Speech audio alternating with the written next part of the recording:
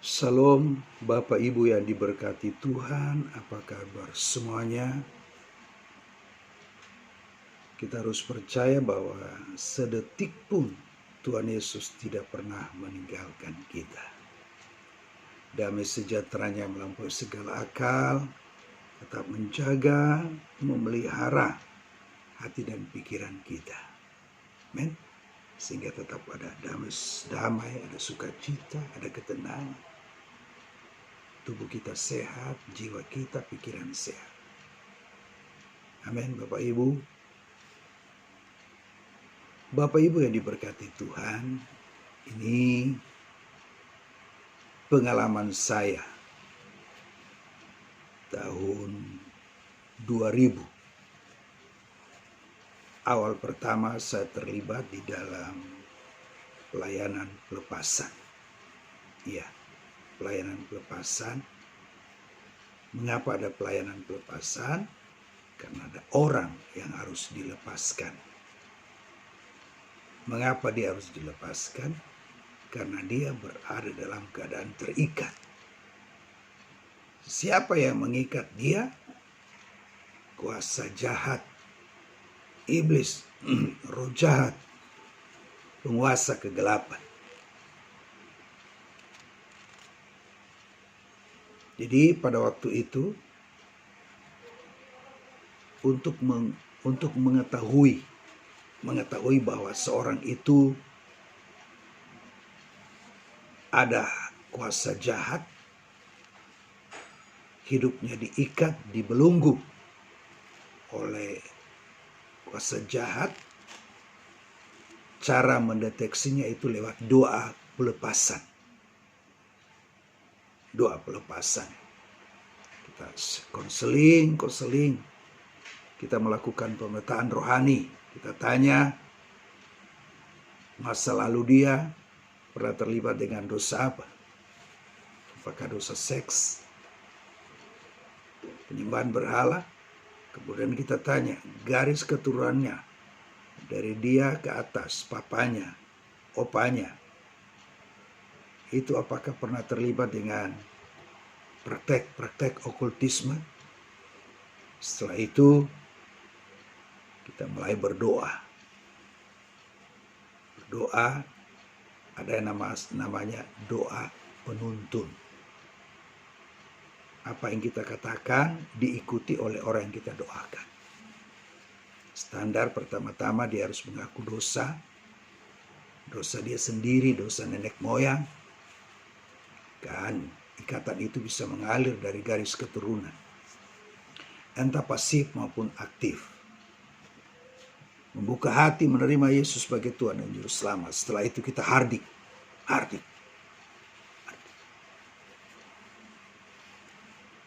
Semua ikatan kuasa gelap kita putuskan, kita bebaskan, kita lepaskan dari dia.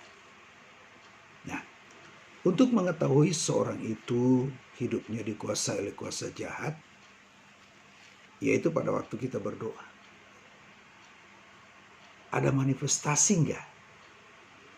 Kalau tidak ada manifestasi, kita beranggapan, oh orang ini hidupnya bersih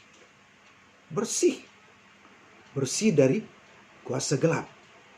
Tetapi waktu kita berdoa dalam nama Yesus, kemudian ada terjadi manifestasi, tubuhnya bergetar-getar, matanya melotot, kemudian lidahnya menjulur keluar, kemudian dia banting-banting, ya, guling-guling, ya. Ada yang sampai muntah-muntah, berteriak histeris, gemetar-gemetar gitu. Nah, menurut saya, orang itu hidupnya ada kuasa gelap. Tidak hanya dalam pelayanan konseling, tapi juga dalam pelayanan altar call. Kita tumpang tangan, manifestasi jatuh, dan dilatih dia gemetar-gemetar gini seperti ikan yang diangkat dari air, dari laut. Kita pernah lihat ya, ikan yang diangkat dari laut gemetar-gemetar di karena tar lagi mau mati. Dan menurut saya pada zaman itu udah hebat. Kita bisa tahu kuasa gelap ada dalam diri seorang ketika apa? Orang itu gemetar-gemetar. Ya kan?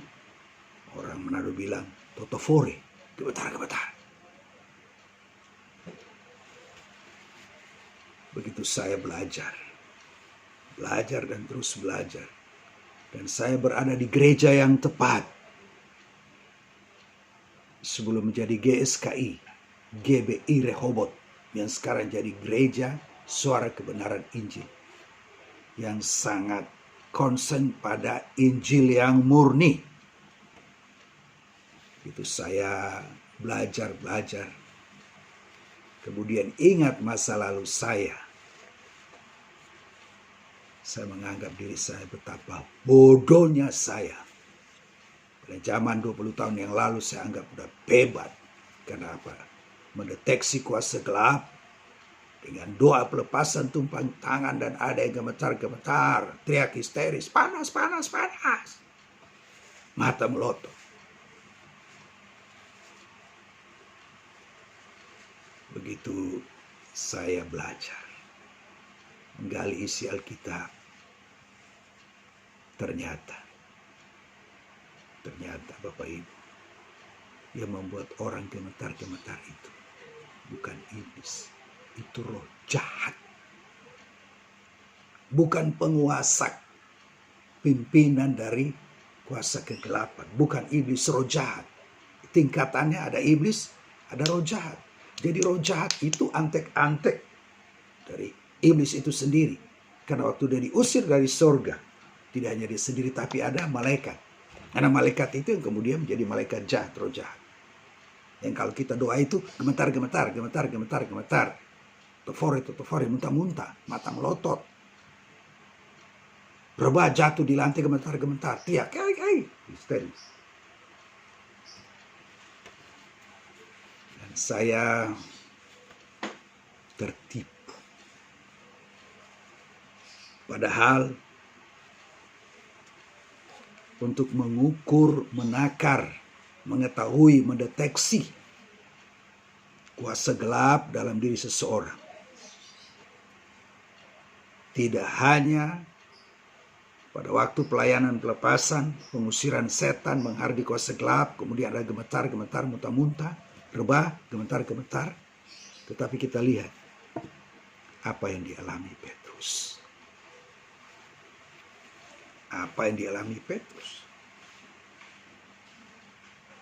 Ketika di dalam Matius 16 ayat 21 Yesus memberitakan kematiannya.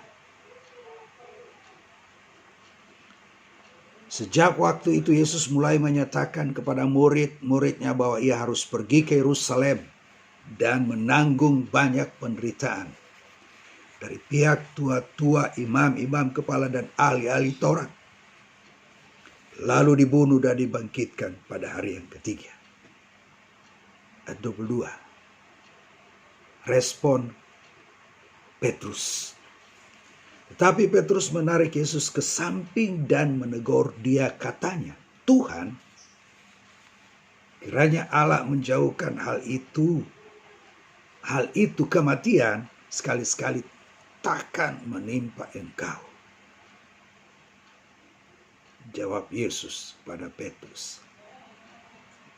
Maka Yesus berpaling dan berkata kepada Petrus, enyahlah iblis, engkau suatu batu sandungan bagiku, sebab engkau bukan memikirkan apa dipikirkan Allah, melainkan apa yang dipikirkan manusia. Bapak Ibu, ketika Petrus menarik Yesus ke samping,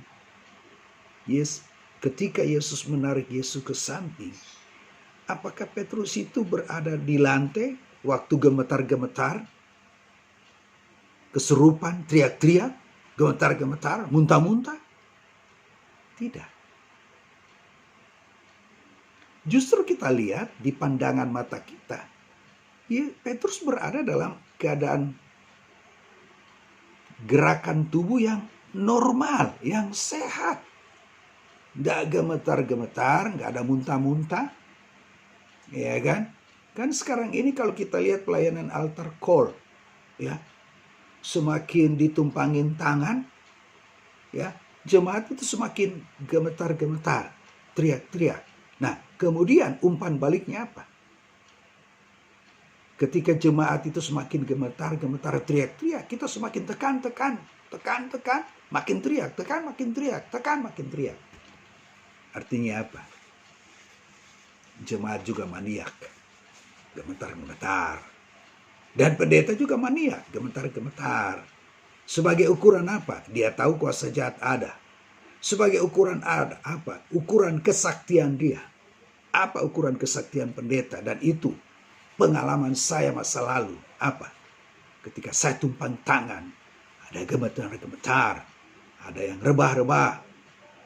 Kemudian apa? Teriak-teriak histeri. Saya simpulkan, orang ini punya kuasa jahat. Di dalam diri orang ini ada kuasa iblis. Padahal kita lihat Petrus. Petrus gemetar. Petrus muntah-muntah. Mata Petrus melotot. Lidahnya terjulur keluar. Apakah penampilan Petrus sebagai pemuda di Gadara yang pada waktu itu sangat menakutkan?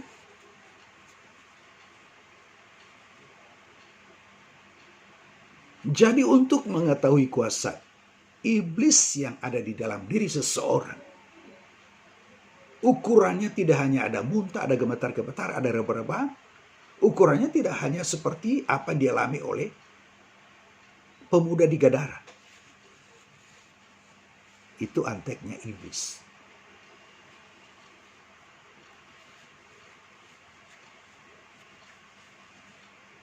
Dan kalau dalam peperangan, itu prajurit. Pangkat-pangkat bintara yang taruh di depan jadi makanan peluru. Sedangkan komandan ahli strategi itu ada di kantor, dijagai, dilindungi.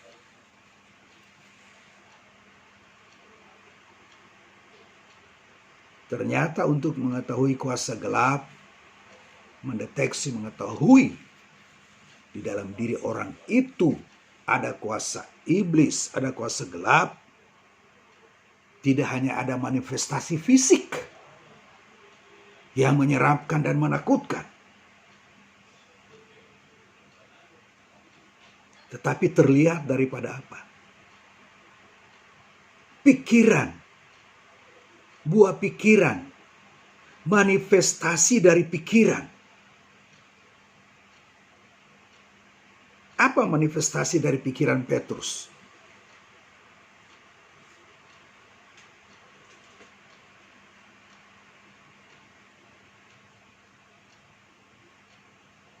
Di sini dikatakan, sebab engkau bukan memikirkan apa dipikirkan Allah, melainkan apa dipikirkan manusia. Coba. Jadi ketika Petrus pikirannya sudah tidak sejalan dengan pikiran Allah, ya, di dalam pikirannya itu sudah ada apa? Kuasa iblis. Orang jelas kok Tuhan Yesus katakan. Maka Yesus berpaling dan berkata kepada Petrus. Berpaling, bisa berpaling ke kiri, berpaling ke kanan. Karena Petrus menarik Yesus ke samping. Men? Kalau Yesus berada di samping kiri dari Petrus, ya, berada di samping kiri dari Petrus, maka Yesus berpaling ke apa? Ke kanan dari Yesus. Kalau berada di samping kiri, maka Yesus berpaling, melihat dan berkata kepada Petrus, "Enyala iblis, engkau satu batu sandungan bagiku. Sebab apa? Engkau bukan memikirkan apa dipikirkan Allah, melainkan apa dipikirkan manusia." Dipikirkan manusia. Jadi jangan berpikir orang yang santai, orang yang sopan, santun. Tidak menunjukkan bahasa tubuh yang menakutkan, menyeramkan, mengancam orang lain. Itu tidak ada kuasa iblis. Kalau kita hanya mengukur, menakar, mendeteksi bahwa di dalam diri orang itu ada kuasa roh jahat, hanya berdasarkan dengan pengalaman pemuda Gadara dan juga pengalaman pelayanan konseling pelepasan yang ada gemetar-gemetar dan muntah-muntah,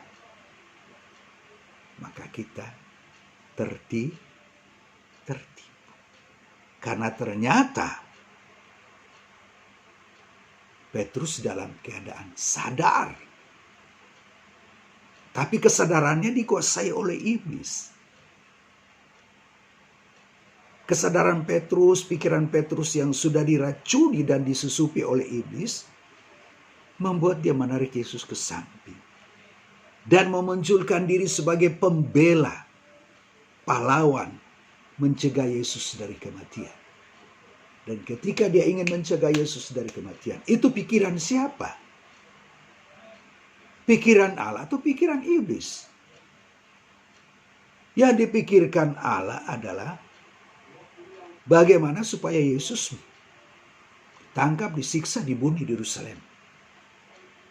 Simpelnya Allah berpikir tentang kematian Yesus.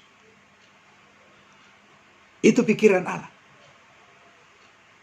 Nah, pikiran iblis yang telah menyusup, menguasai, mengontrol pikiran Petrus, hidup Petrus adalah apa? Yesus nggak boleh mati. Allah berpikir Yesus mati, Petrus berpikir Yesus hidup.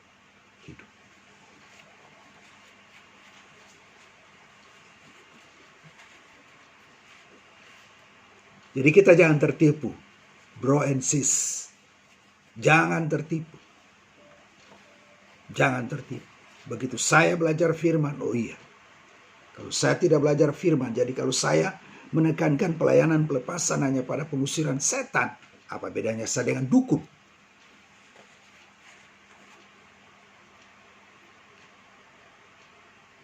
Ini peperangan tingkat strategis. Karena ini peperangan tingkat strategis, oleh sebab itu kita harus banyak belajar firman, belajar Alkitab.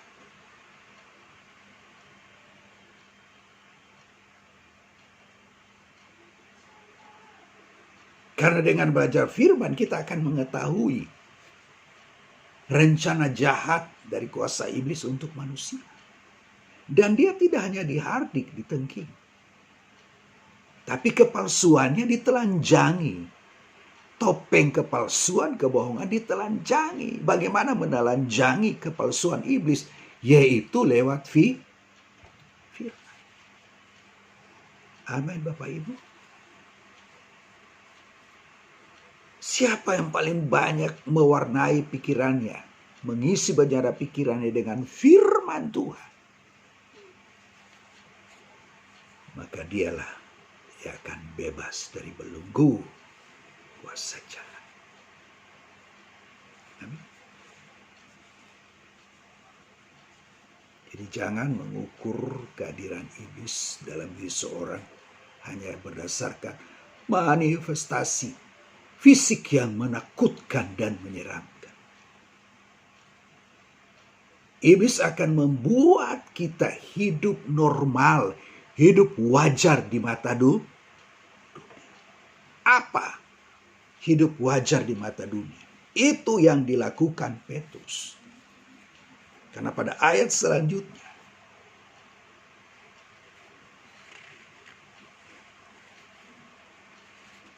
karena barang siapa mau menyelamatkan nyawanya, ia akan kehilangan nyawanya. Tetapi barang siapa kehilangan nyawanya, karena aku akan memperoleh. Jadi Petrus sedang menyelamatkan nyawanya lewat apa? Ketidakmatian Yesus. Dia ingin menyelamatkan nyawa, jiwa. Pada jiwa ada apa? Hidup normal, hidup wajar. berada di zona nyaman, wajar, normal di mata dunia.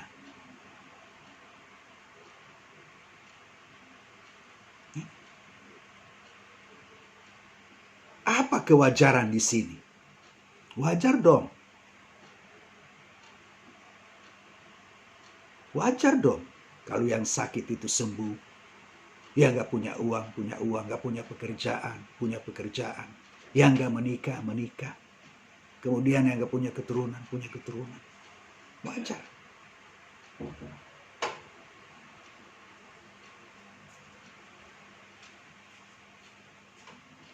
Itu hidup wajar di mata dunia. Wajar dong. Sudah bekerja keras, menikmati hasil. Ayo kita jalan-jalan, kita piknik. Wajar dong. Wajar dong. Wajar. Tetapi itu tidak akan menjadi wajar jika kita tidak melibatkan Allah. Itu tidak akan menjadi wajar jika kita tidak melibatkan Allah. Jika kita nggak tahu tujuan kita menikah apa. Punya keturunan untuk apa? Sekolah untuk siapa? Punya uang untuk siapa? Kuliah untuk siapa? Bekerja untuk siapa? Kalau kita nggak tahu tujuannya, maka kita sedang berusaha hidup wajar di mata dunia. Dan hidup wajar di mata dunia itu bukan pikiran Allah. Pikiran Allah adalah kita harus kehilangan nyawa. Artinya apa? Kehilangan kepentingan pribadi. Kepentingan pribadi dari Petrus adalah Yesus tidak boleh mati. Sebab kalau Yesus mati, dia akan gagal.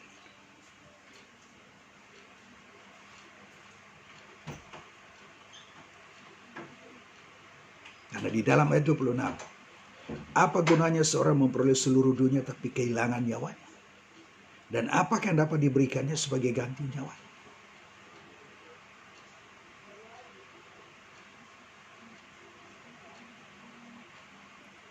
Bapak Ibu yang dikasihi Tuhan Yesus Kristus. Apa yang saya sampaikan ini memberikan pemahaman yang baru dalam menghadapi kuasa gelap. Yang mungkin selama ini yang kita tahu. Menghadapi kuasa gelap, iblis itu hardik, musir setan, tengking dalam nama Yesus. Pergi, keluar. Padahal ada yang sangat penting, yaitu tipu muslihat. Dan bagi saya sudah termakan tipu muslihat iblis. Ketika saya melihat, mengetahui, mendeteksi kuasa jahat dalam diri seorang hanya berdasarkan dengan pelayanan pelepasan, kemudian ada gemetar-gemetar, ada kesurupan.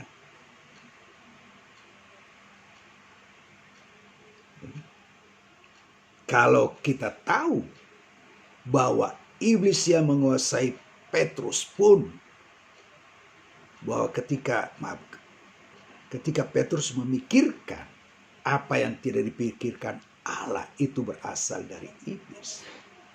Nah, di situ baru kita tahu. Nah, ternyata untuk mengetahui kuasa gelap dalam diri seorang, tidak hanya ketika orang itu kesurupan, gemetar, tetapi kita melihat dia berbicara, dia mengungkapkan tujuan hidupnya. Apakah itu sudah sejalan dengan pikiran Allah? Apakah yang dipikirkan itu juga apa yang dipikirkan Allah? Dia memikirkan apa yang dipikirkan Allah. Selama pikiran kita nggak nyambung dengan pikiran Allah, itu pikiran iblis. Amin. Jadi untuk mengatasi tipu muslihat iblis, kita harus mengisi bejana pikiran kita dengan firman Tuhan. Sehingga apa? Kita bisa menelanjangi kepalsuan dan kebohongan dia. Amin. Tuhan berkati.